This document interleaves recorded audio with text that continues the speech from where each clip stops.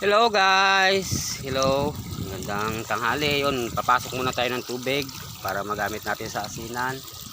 Ayan, dahil medyo mainit ang panahon, mabilis tayo sa tubig sa konsumo, ang tasik sa mga banigan. Tapos ito pala guys, yung mga bangos yan, yung bangos ito sa aming stribo nakalagay, yung mga bulos namin isda.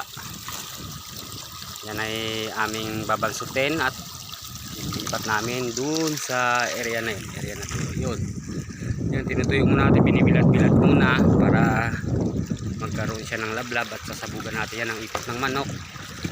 Tapos pag nasabugan na natin yung ipot ng manok, kakarga natin ng tubig na manipis para magsilbing magkalablab siya. Tapos pag yan nagkalablab na yun, yung bangos na to natin na pinapasuba dito ngayon, bubulos natin siya doon sa tuyo na yun, pag may pagkain na.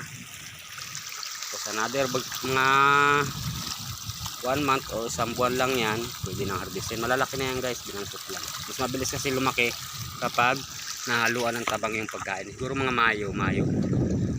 So, kasi masyadong alat ang tubig kaya yung bangos ay bansot. Yung aming ilog o waterway. Kaya sa ito waterway din to. Yan, ganda natin. Lakas ng tubig guys, lakas ng pasok. Lalim 1.6 tubig ngayon, baka bukas 1.7 ulit. Yan, taas ang pataas.